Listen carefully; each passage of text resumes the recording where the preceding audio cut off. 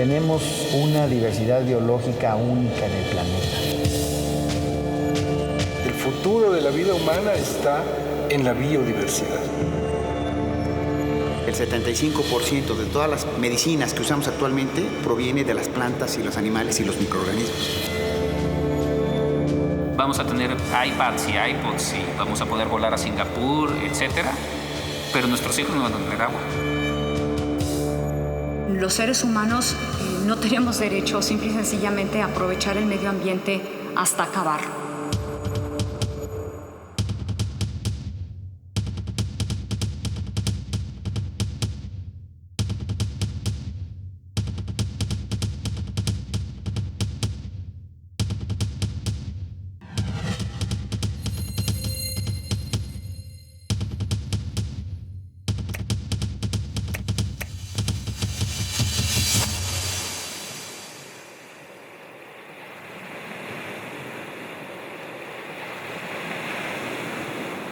Este pequeño planeta es el único sitio donde hasta el día de hoy sabemos que existe la vida.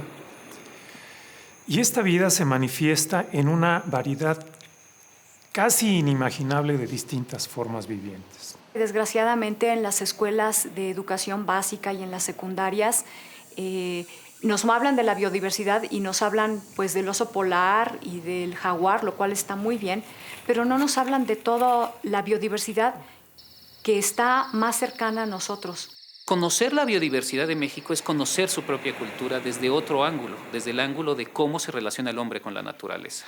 La biodiversidad la estudian los biólogos. Y dentro de los biólogos existen muchas disciplinas en la biología. La diversidad biológica o biodiversidad es un término que usamos los científicos para describir la magnitud de la vida en la Tierra, es decir, el conjunto de microorganismos, plantas y animales que habitan en este planeta. La tenemos en el agua, la tenemos en el aire, la tenemos en el suelo, la tenemos para donde voltemos, hay biodiversidad.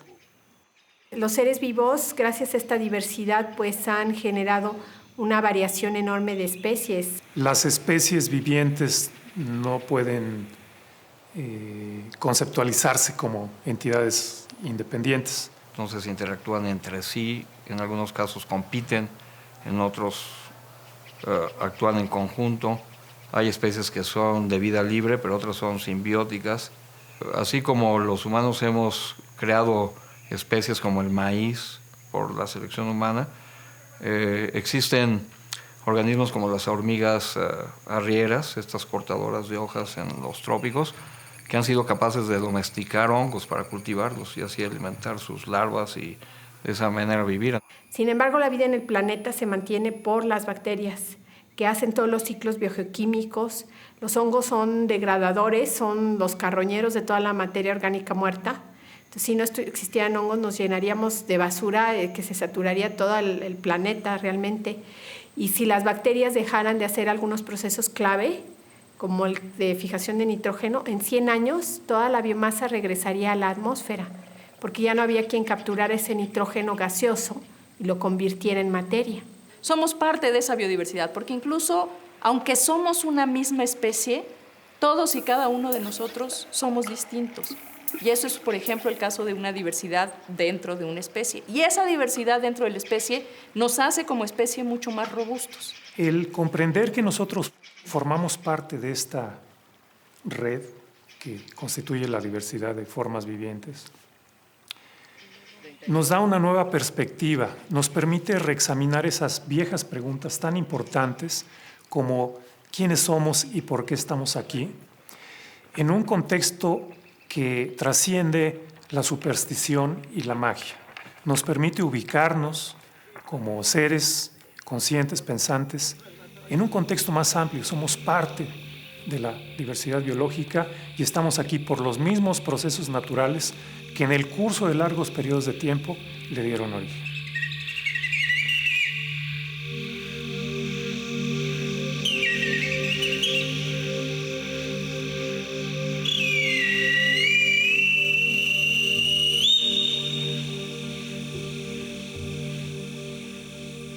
Antes había grandes selvas que llegaban casi hasta Canadá. Entonces, muchos de los elementos que estaban en esas selvas, bueno, se extinguieron en los países nórdicos, en los países norteños como Estados Unidos y Canadá, pero muchos de esos elementos sobrevivieron al cambio climático hasta el día de hoy. Entonces, sabemos, por ejemplo, por fósiles, que esas plantas estaban presentes hace 45 millones de años y que están todavía en México. Entonces, ¿dónde está la mayor diversidad del mundo? Está en las zonas tropicales. Tenemos una diversidad biológica única en el planeta. Somos el país que más especies endémicas de mamíferos, de reptiles, de anfibios y de plantas tiene en el mundo. No hay nadie más que tenga más especies endémicas de esos grupos. Bueno, lo que pasa es que el territorio es extremadamente complejo, tiene una altísima diversidad física, de climas, edáfica, de altitud. También hay otros atributos, por ejemplo, se menciona que es un territorio en el cual hay 2 cadenas que están orientadas norte-sur, más o menos.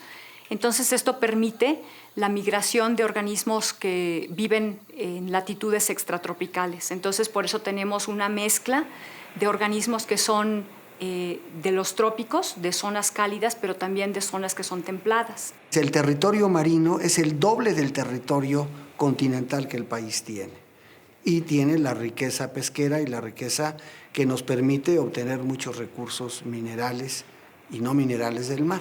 México tiene prácticamente todos los climas del mundo, o sea, en el país. Entonces tenemos grandes cadenas montañosas, tenemos el 60% de la diversidad de pinos del mundo y de una cantidad similar para los encinos que están en los bosques templados. Entonces en las cadenas montañosas tenemos una diversidad envidiable, que nos debería hacer también grandes productores de madera de muchos tipos, ¿no?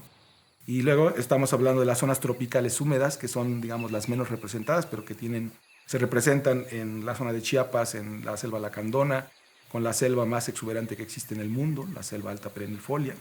Pero también tenemos la diversidad de plantas útiles, que se calcula en 7,000 especies para México. Y eso hace, por un lado, muy interesante, ¿no? Y por eso de ahí se explica parte de esta gran diversidad biológica y de paisajes. Pero por otro lado, es difícil de estudiar y más difícil de proteger. En términos de botánica, estamos viendo que aunque una especie es común en todo México, cada región y cada comunidad tiene una manera distinta de aprovechar este recurso. Entonces es una coevolución entre los organismos y la cultura mexicana. Y en ese sentido, especies como el maíz, que tiene varias decenas de variedades de maíz que se cultivan en el país, dependen fuertemente de las prácticas que desarrollan los diferentes grupos que las cultivan. Y en ese sentido, en estos casos hay un vínculo extraordinariamente cercano entre diversidad cultural y diversidad biológica. Podría decir que tenemos un país grande, megadiverso, y una historia, aunque larga, no ha sido suficiente como para haber terminado de conocer la diversidad. En el centro de Europa hay como 2,000 especies, ¿no? Y los botánicos son como 5,000, ¿sí? Y aquí tenemos como 30,000 especies y los botánicos no creo que lleguemos a los cientos, ¿no? México cuenta con un grupo de científicos de altísima calidad que desde hace varias décadas se ha dedicado a estudiar la biodiversidad de este país. No solamente qué especies tenemos, sino cómo se distribuyen en nuestro territorio.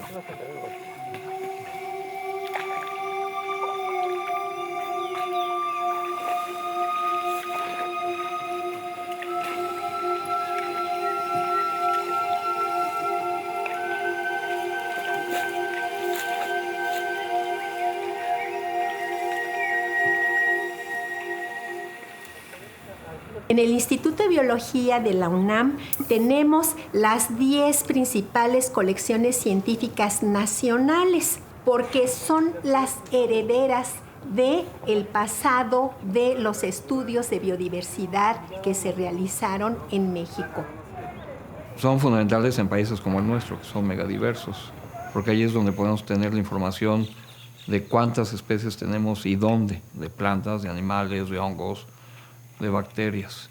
En realidad aquí hay mucho más diversidad, y la diversidad, como no hemos hecho un inventario completo de la flora del país,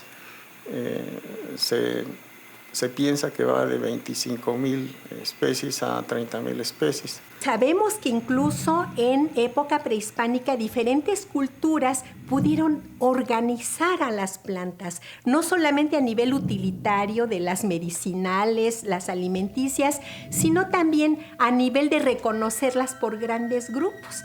Tan es así que pues ellos fueron los que domesticaron todas las plantas domesticadas que comemos. Fueron domesticadas antes que llegaran los españoles. Desde 1758, que fue cuando empezamos a tener la clasificación moderna de los seres vivos, hemos descrito lo que creemos que es solamente el 2% de todas las plantas, animales y microorganismos que existen aquí. Es prácticamente seguro que desconocemos un porcentaje muy importante de las especies que todavía tenemos en el país.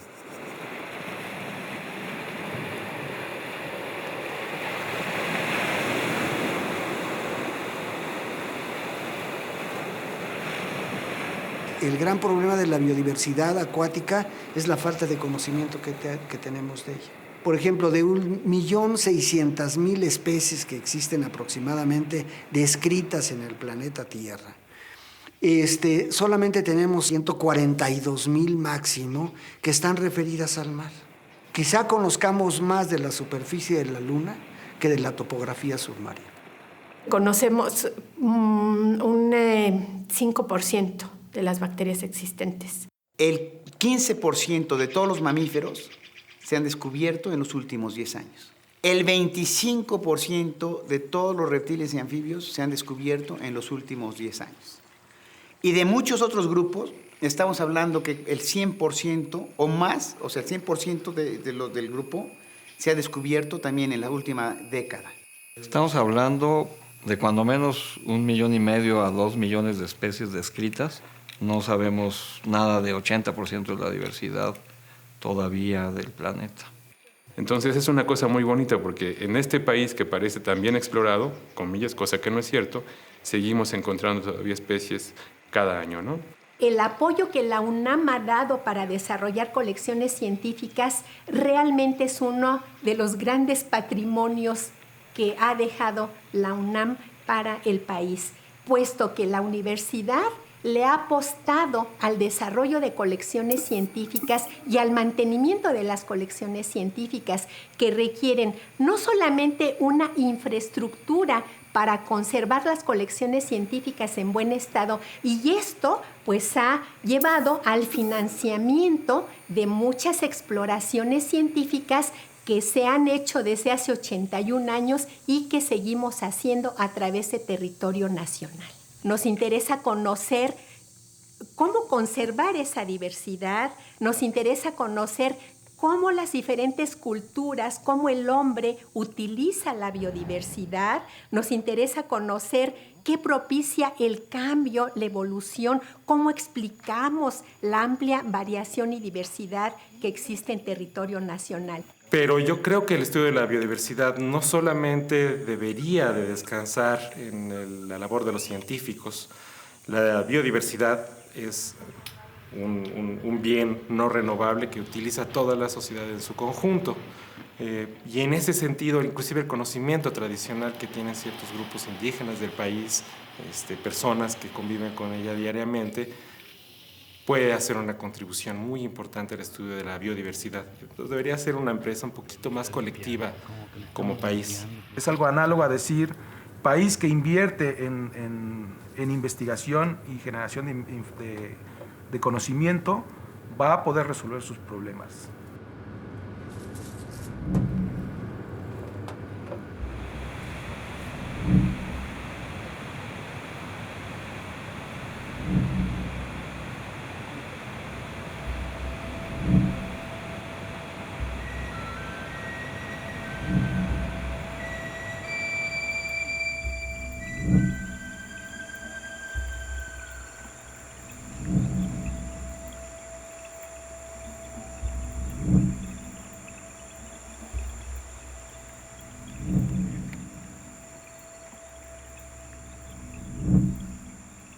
Siempre han sido las plantas silvestres como fuente de genética, de mejoramiento de las plantas cultivadas.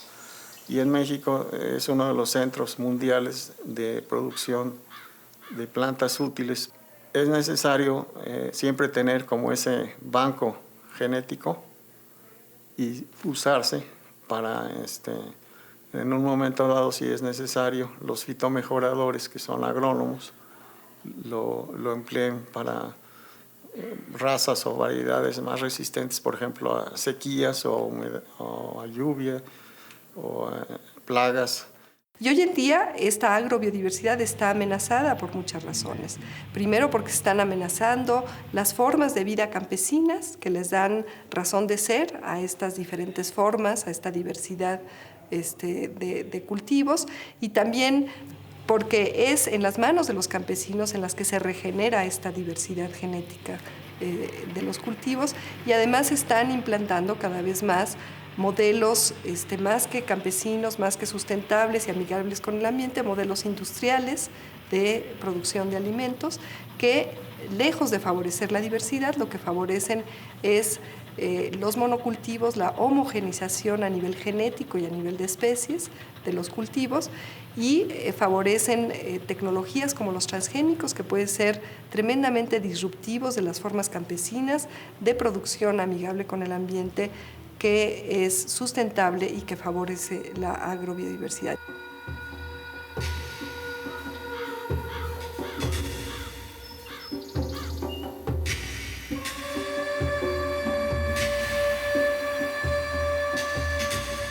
Mucho tiempo se ha pensado que la naturaleza existe en equilibrio.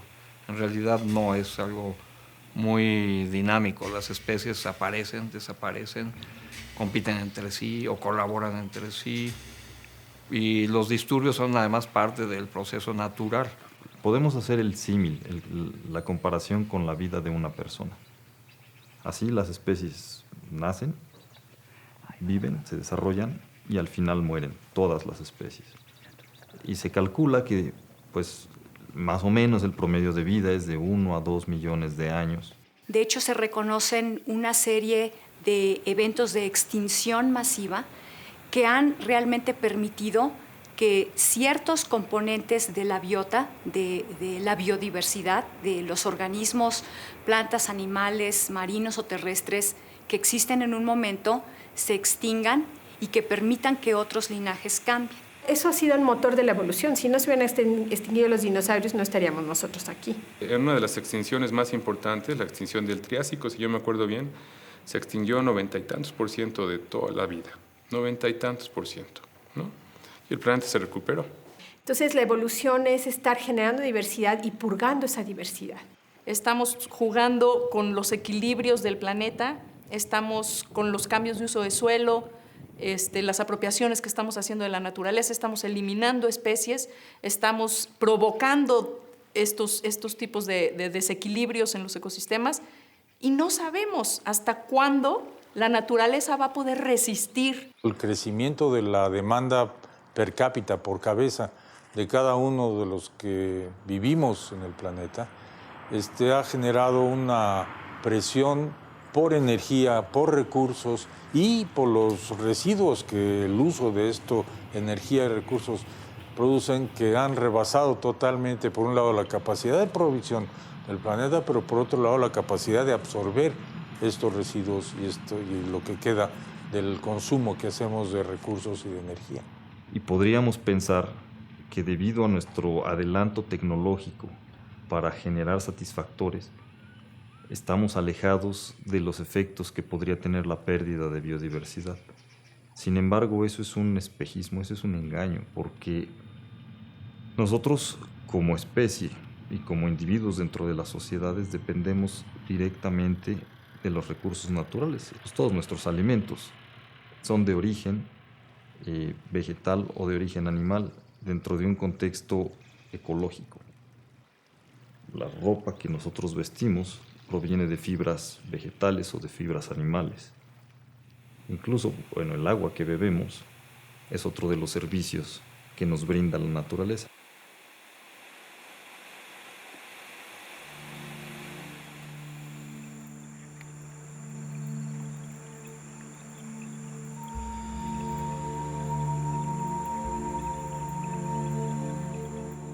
las velocidades de extinción actualmente en el planeta son muchísimo más altas que la tasa de extinción natural. Hemos multiplicado por 100 o 1000 veces la velocidad de la extinción de las especies. El primer gran problema que afecta mucho la diversidad del mar es lo que se llama la acidificación de los océanos. Los océanos están acidificando porque con la cantidad de carbono que estamos emitiendo a la atmósfera, a la hora de que caiga por lluvia al mar, cambia el pH, se acidifica. Y al acidificarse se está matando todos los corales. Y eso va a generar pronto un gran problema de biodiversidad, múltiples extinciones en el mar, ¿no? Las especies de vertebrados que se han extinguido en los últimos 100 años se deberían haber extinguido en tiempos normales, con las tasas de extinción normales, en 28.000 años. En la historia del mundo hemos tenido 5 pulsos de extinción. Hoy estamos enfrentando el 6º pulso de extinción. La diferencia es que los previos 5 han sido causados o por cambios climáticos abruptos, o por un golpe de un asteroide, o por algún cambio en el nivel medio del mar que ha determinado la extinción de muchas especies.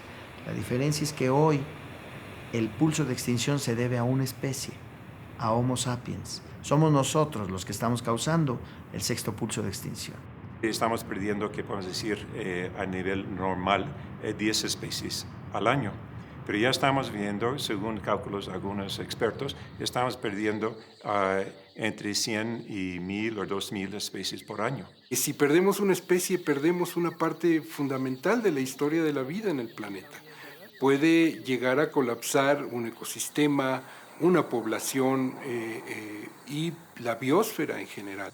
Y haciendo un estudio con los reptiles que están en México, nos dimos cuenta que el 12% de las poblaciones actualmente habían desaparecido de una lagartija. Esto es gravísimo. Imaginemos un edificio construido con ladrillos y que cada ladrillo sea una especie de nuestra biodiversidad. Cuando se extingue una especie, imaginemos que a ese edificio le quitamos ese ladrillo. Quizá si quitamos un ladrillo no pase nada, el edificio sigue en pie, pero a medida que las especies se van extinguiendo y que vamos quitando ladrillos, va a llegar un momento en que con que quitemos un ladrillo el edificio se puede desplomar.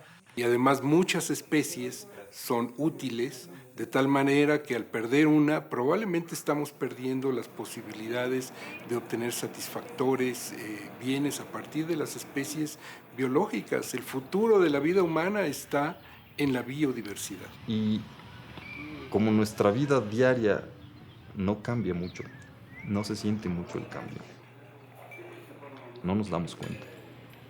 Y nos vamos a dar cuenta ya que haya una catástrofe realmente importante de falta de recursos fundamentales que tengan que ver con la sobrevivencia misma de la especie, que es la alimentación, ¿no? Y lo que está haciendo el hombre no solo es, sí, claro, aumentar su producción agrícola, que es fundamental para que vivamos, pero también lo que está haciendo es generar una disrupción completa en los sistemas de polinización, porque está matando polinizadores. Si estamos matando a los interactuantes, estamos acabando con la biodiversidad, ¿no? Y si eso continuamos haciéndolo, estamos comprometiendo nuestro futuro sin duda, ¿no? La biodiversidad es la base material del desarrollo de cualquier país, ¿no? No estamos nada más hablando de la extinción de animales, plantas, hongos, bacterias, sino también de ciertos grupos humanos. Hay grupos humanos que ya no existen porque en ese progreso determinado por la modernidad occidental, pues se ha arrasado en algunas ocasiones con poblaciones que estaban muy aisladas, que tenían lenguajes propios, modos culturales autóctonos. Y entonces esto es también parte de un concepto serio de pérdida de biodiversidad.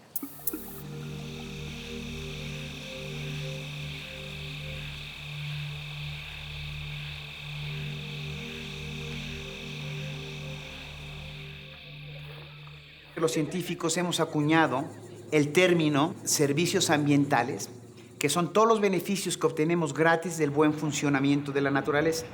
Y ese buen funcionamiento de la naturaleza requiere de toda esta biodiversidad. Los servicios ambientales incluyen cosas como la combinación de los gases de la atmósfera, la calidad y la cantidad de agua, la fertilización de los suelos, la polinización de plantas. Es decir, ¿cuánto le costaría al ser humano, si se pudiera, tener máquinas que estuvieran aventando en su magnitud correcta los gases a la atmósfera para mantener precisamente la atmósfera, que es lo fundamental para mantener la vida en la Tierra? Pues es imposible. El costo de esto son trillones y trillones de dólares anuales, ¿no? Bueno, lo obtenemos gratis de la naturaleza. No nos damos cuenta de que un bosque nos da agua hasta que destruimos el bosque y nos quedamos sin agua. No nos damos cuenta de que un humedal nos regula la temperatura de una ciudad hasta que secamos ese humedal para poner más edificios y tenemos 10 grados más en la época de calor y 5 grados menos en la época de frío. Acuérdense ustedes que la atmósfera esta que tenemos, que se puede respirar, es producto de la actividad biológica. A la gente que va a impactar primero es a los que tienen menos en este planeta. Es decir, vamos a empezar a afectar a los países más pobres, van a ser los que más van a sufrir de la pérdida de biodiversidad. ¿Por qué? Porque un porcentaje enorme de la gente más pobre del planeta depende directamente de la biodiversidad. Los más ricos probablemente se han separado un poco de eso, aunque eso creen, en realidad no es cierto. Esta fauna, flora, microorganismos que estamos perdiendo, muchos de ellos probablemente tengan los genes que podrían ayudar al ser humano a enfrentar problemas en el futuro como enfermedades. Te recuerdo que el 75% de todas las plantas y de todas las medicinas que usamos actualmente, el compuesto activo proviene de las plantas y los animales y los microorganismos. Hay cálculos de ciertas personas que han dicho que nos quedan agua para 60, 70 años en esta ciudad. Si eso lo aumentamos, que el 15% del suelo de conservación de esta ciudad se urbanizó en los últimos 5 años. En los últimos 5 años perdimos 15% de suelo de conservación. Pues nos sugieren que a lo mejor esos 60, 80 años se van a reducir a 40, 30 años, ¿no? Eso ya lo vamos a vivir nosotros. En los sistemas de agua dulce, el problema más importante es la contaminación. México es un muy buen ejemplo de esa triste situación. Todos nuestros ríos importantes, los de caudal más grande, están altamente contaminados. Vamos a tener iPads y iPods y vamos a poder volar a Singapur, etcétera, pero nuestros hijos no van a tener agua. Las causas más importantes de pérdida de la biodiversidad en México, la deforestación y degradación de los hábitats, la extracción acelerada, desmedida e irracional de recursos, tanto madera como carne de monte, como aves canoras y de ornato, como plantas de ornato, como orquídeas, cactáceas, etc. Otro problema que enfrenta la biodiversidad en México es la introducción de especies exóticas invasoras. Como dato, como número interesante, estimamos que más o menos la mitad del país ya tiene una transformación profunda en su cobertura vegetal original. Entonces estamos hablando de que en décadas han desaparecido buena parte de las selvas tropicales de México y sobre pretexto de la producción alimentaria también han destruido grandes extensiones de los desiertos del país para convertirlos, según la gente que lo ha dicho, en vergeles, ¿no? En los sitios donde se ha metido el riego, en las zonas secas, pues hay una tasa altísima de evaporación, como buen desierto hay alta radiación solar, y entonces estamos generando zonas muy salinas, ¿no? El agua por sí misma siempre tiene sales, entonces se evapora y las sales quedan en el suelo y de repente el suelo ya no produce. ¿Por qué? Porque se llenó de sales.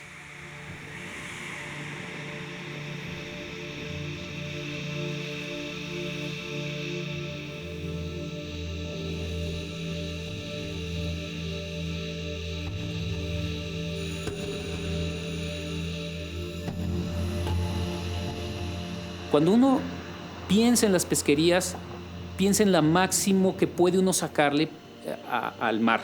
O sea, si uno puede sacarle 10 toneladas de robalos, le saca 10 toneladas de robalos. Si uno puede sacarle camarones, lo que uno quisiera, ¿no?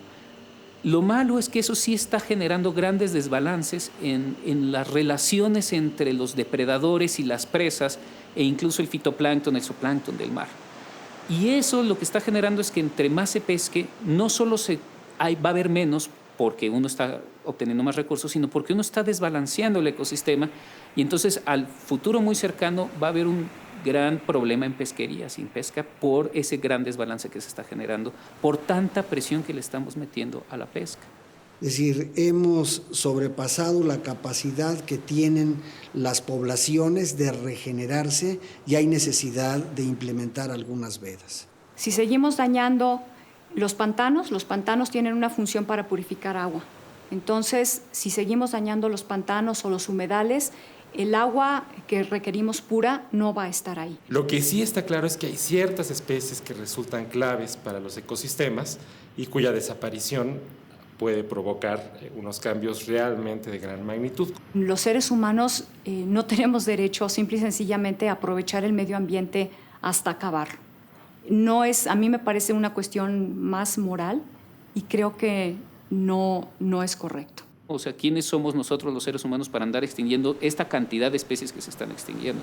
Realmente sí, la pérdida es seria, es grave, y cuanto antes nos demos cuenta de ello y podamos organizarnos para resolver esto y no llegar a un desastre ecológico de gran magnitud, pues sí, el riesgo es muy alto, pero el reto también.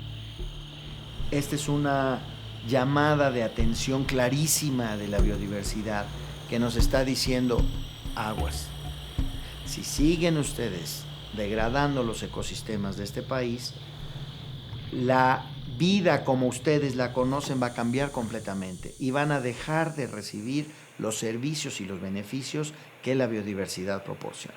La conservación de las especies se enfrenta a la necesidad de usarlas, pero a la vez a la necesidad de preservarlas. El problema esencialmente es cómo hacemos uso de las especies de tal manera que no pongamos en peligro la composición de especies de un lugar. Imagínate que compagináramos el desarrollo económico con la conservación y la explotación sustentable de esto, pues México puede estar en el segundo o tercer lugar a nivel mundial en economía, con un gran bienestar para los mexicanos. Pero en lugar de esto, lo que hemos hecho es destruir esta biodiversidad, causando enormes daños a la naturaleza que se reflejan directamente en pérdidas económicas, en pérdidas de vidas y en enormes problemas sociales y políticos. Bueno, básicamente hay dos formas de conservación, in situ y ex situ. In situ quiere decir es la conservación en el mismo sitio donde están las especies biológicas, esto es, la conservación de los bosques, de las selvas, de los mares, como actualmente existen o como originalmente han existido.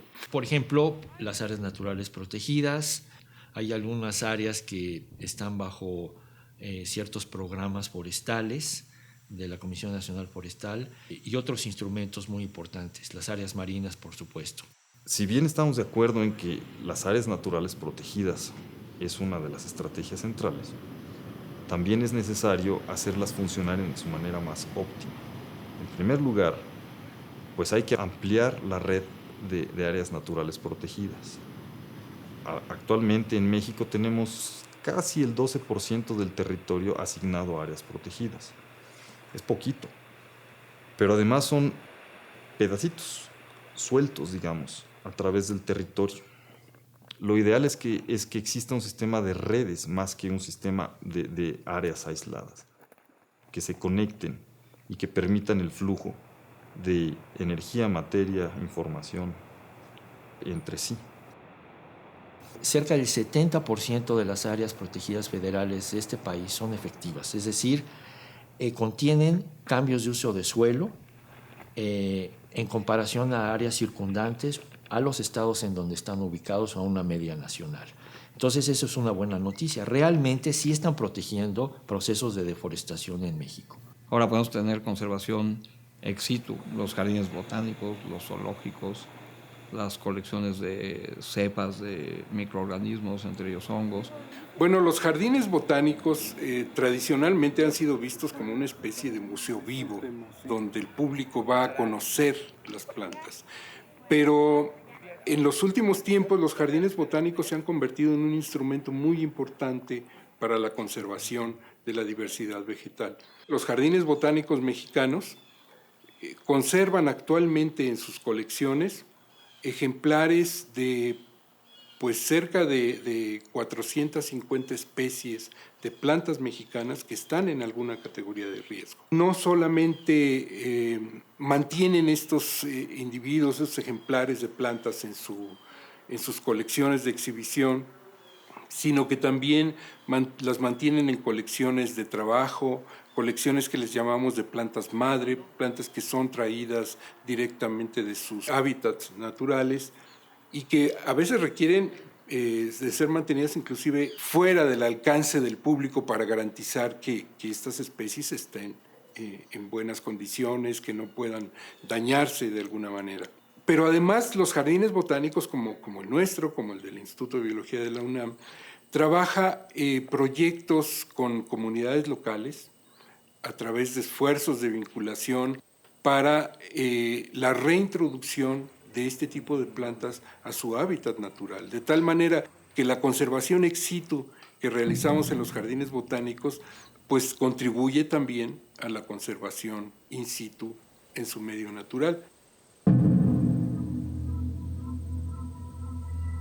Es posible hacer un uso racional. En realidad lo que sucede mucho, yo creo que el problema que impide que se haga un uso racional de estos servicios y se garantice su uso continuado para las siguientes generaciones es en realidad una visión basada en lo inmediatista, en lo cual realmente se están viendo los beneficios muy a corto plazo y que realmente no permite, ni siquiera se hace el análisis, ni siquiera se cuestiona hacia dónde vamos. Entonces, como no tenemos conciencia de lo que es el valor que los recursos naturales tienen, con mucha facilidad no los apreciamos. Sentimos que están ahí, que son para nuestro uso. Esa manera de percibir los recursos como un bien gratuito y que simplemente se extrae, para mí es el problema de fondo. Por eso la solución de fondo tiene que ser un cambio de actitud hacia la manera en que nosotros percibimos y nos apropiamos y acopiamos los recursos naturales.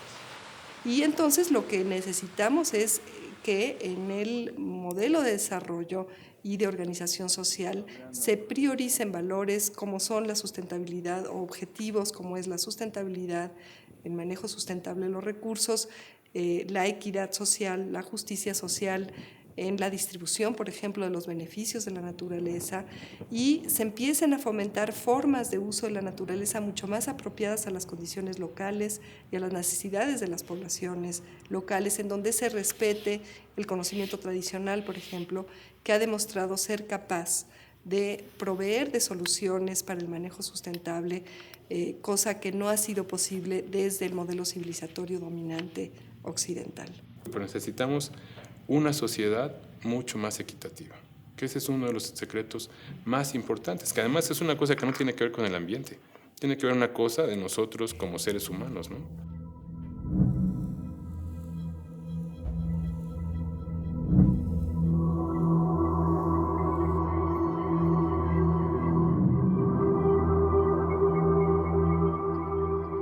Alrededor del 60 o 70% de la población mundial vive en condiciones verdaderamente subhumanas.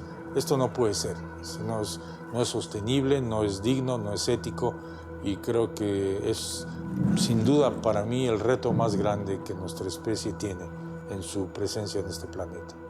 ¿Y qué tenemos que hacer? Bueno, seguir conociendo mejor nuestros recursos, la manera como los podemos utilizar, la manera como la gente que es dueña de estos recursos, que son muchas comunidades rurales, indígenas, ejidos, pueden, a la vez que conservan esos recursos, usándolos, adquirir ingresos económicos que les permite vivir.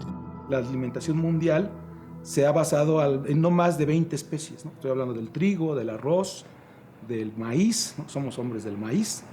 Y, por ejemplo, hemos dejado de lado esa enorme diversidad de recursos útiles, de los cuales muchos son alimenticios, que los usan los grupos indígenas de México, ¿no? Los grupos campesinos, y nosotros no estamos aprovechando esa herencia cultural que tiene México para poder diseñar una estrategia de desarrollo sostenido como pocos países lo pueden hacer, ¿no?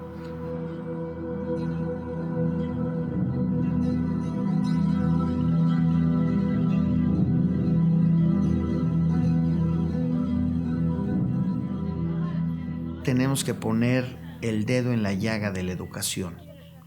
Si no tenemos un pueblo educado, no vamos a tener una posibilidad de un futuro brillante para el país. Independientemente de la conservación o no, la educación es el punto central. La educación ambiental apenas se ha iniciado un par de décadas hacia acá. Y entonces todavía no estamos en una generación completa que se haya educado de esa manera. Debería haber una nueva forma, una nueva ética de vida en el planeta, una ética de relación con el medio ambiente, con los congéneres de nuestra especie, que consista en ser mucho más modestos y mucho más limitados en la demanda de bienes, en adquirir, desde luego, cosas que son necesarias, pero no más allá de esto. Yo personalmente pienso que ya no existe tiempo para los hijos, para educar a los hijos y para que la generación de los hijos tome las riendas del asunto. Yo creo que somos la primera y la última generación en la historia de la humanidad que tiene el potencial de empezar a parar de una manera seria o revertir los problemas. No hay tiempo. 15 años, 20 años es demasiado tarde. Nos va a alcanzar el destino. Hace falta, yo creo que un acuerdo, pero es un acuerdo de la sociedad civil, del gobierno, de los empresarios, de todos, que tenemos que fijarnos en las cosas que tenemos que hacer y darnos cuenta que muchas de las que hacemos están mal. Casi cualquier cosa que hacemos tiene impacto sobre el ambiente y lo primero que tenemos que darnos cuenta es de eso. Algo que es muy importante es informarnos, es que los profesionales que nos dedicamos a este asunto de documentar la diversidad biológica, busquemos estrategias más eficientes para que nuestro conocimiento y nuestros descubrimientos se difundan entre la población. Desde mi punto de vista, el principal problema que tenemos es que los que toman decisiones se imaginan que estamos en la Torre de Marfil, ¿no? Es decir, que estamos jugando a los animalitos o entendiendo las patitas del animal o de la planta o lo que sea, ¿no? Hay un desconocimiento absoluto. Por otra parte están los grandes intereses. Entonces tenemos que encontrar un equilibrio entre el interés a largo plazo y el interés a corto plazo, el interés público y el interés privado.